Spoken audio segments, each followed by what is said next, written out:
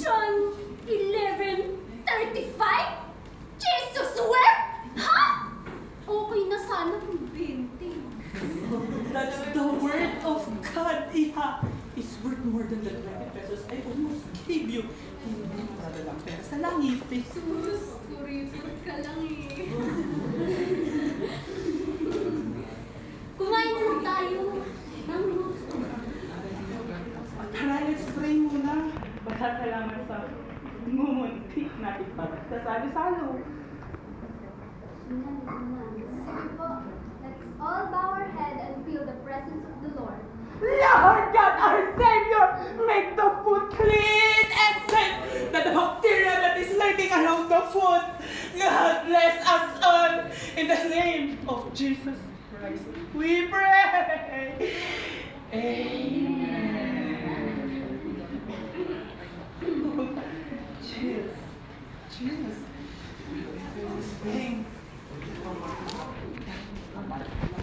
Dapat tingnan ko na poster sa labas para di na kinapagod. Kasi alam niyo, in your situation, dapat you should save your energy for the ministry.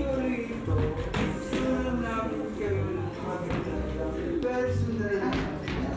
Sinang pasasalamat sa...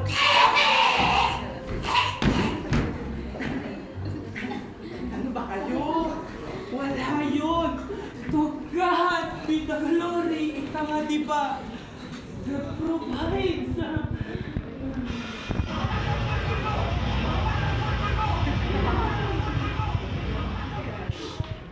Ano ba naman siya? Nasa harap tayo ng pagkain. Sorry po.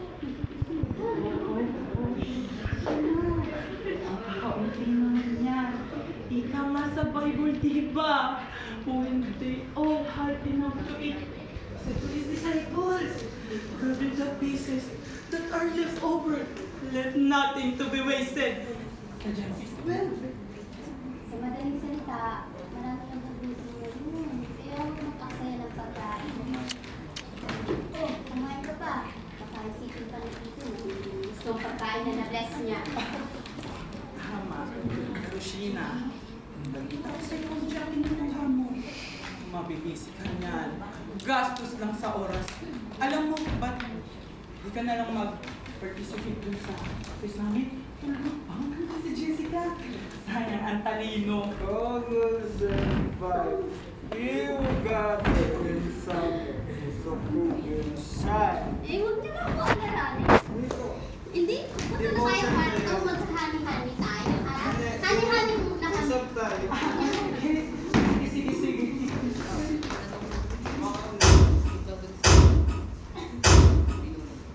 Ang dami namang lahat nun. Opo. Namimihasa ka na kasi. Gusto mo yatang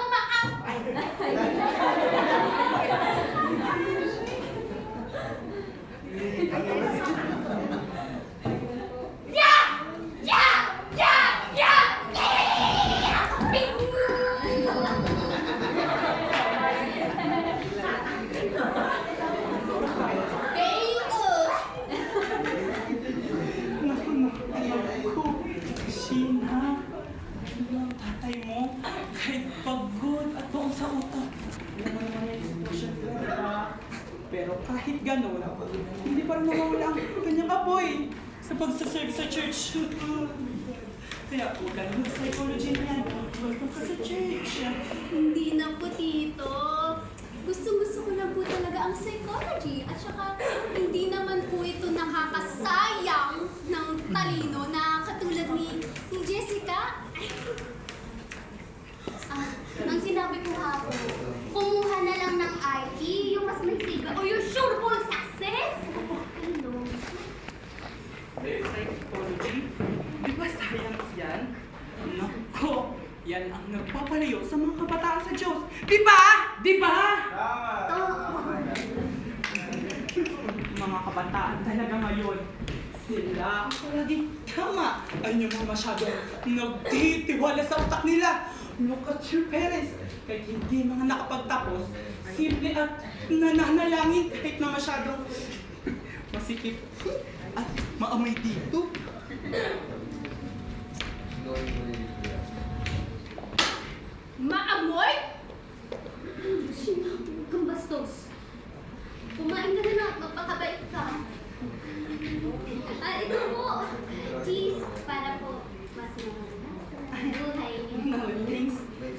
cholesterol. Pero Sheena, makinig sa nakakatanda.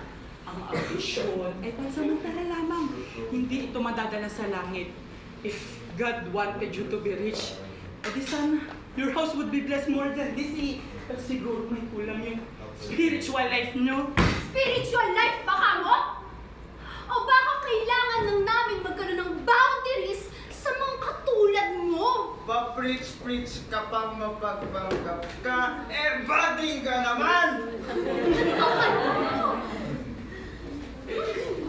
Bisita niya? Patulog kayo. Bastos na? Kami pa talaga ang bastos, ha? Eh pagpasok niya pa lang dito, iniinsulto niya na tayo sa makabulang God messages na yan? Naasip naman mali-mali ang direksyon natin sa buhay? Nga kung gaano daw kaliit ang bahay nito, sunod, kung gaano tayo hindi na-bless dahil sa lagay natin ngayon. Basta naman ako sinabi. Ikaw ang nagsabi niya, Sheena. Pumunta ako dito para mag-share ng carpet at carpets. Ikago ka pala, no? Kung makapagsalita ka, paano mo naman napaka-perfect ng buhay mo? Naasif, maraming na-bless dyan sa panig niyo. Naasif, tropa ka ni Lord. Eh, hindi ko nga makita ang mga salita ni Lord sa pagkatao mo eh. Ikaw, be kind, be righteous kapag nalalaman sa mga post mo sa FB every morning. Pero pagdating naman sa TikTok, ayun, kung kani-kaninong lalaki, nakikipagduet. Kung kailan ka tumanda, doon ka mamasumarot. At huwag niyo po akong masabihan tungkol sa respect, ha?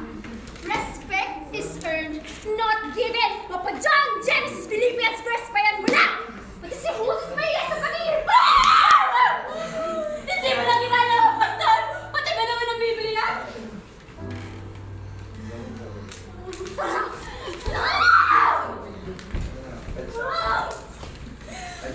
Birthday ko nga ngayon eh!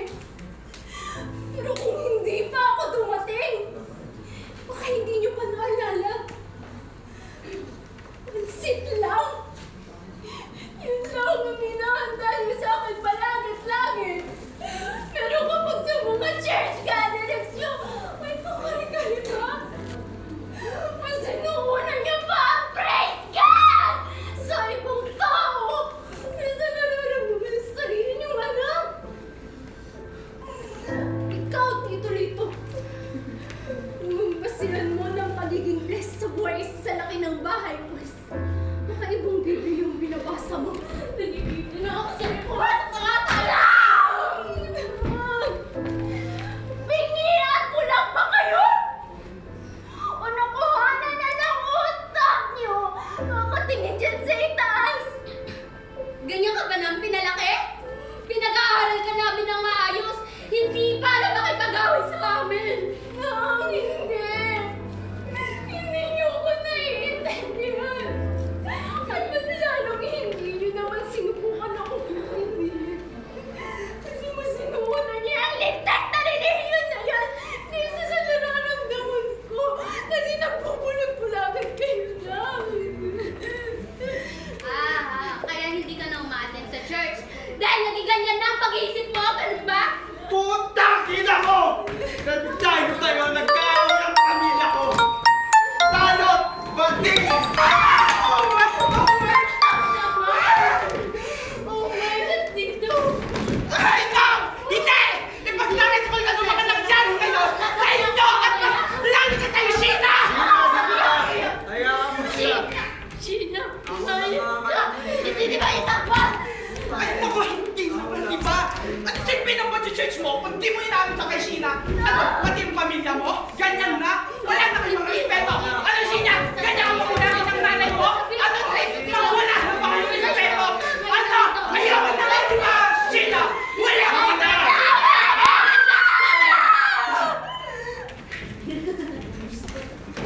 Ina, Sheena! po. Nakakita naman yan. Okay na ba yan? Nataman ba ang ano? Sige. Ay, ayun, as I said, mga kabataan ngayon, sila ang palaging tama ay namang masyadong nagtitiwala sa utak nila. Opo. Ba't naluha ka dyan? Ah, hindi! Tears of joy. God moves in her heart.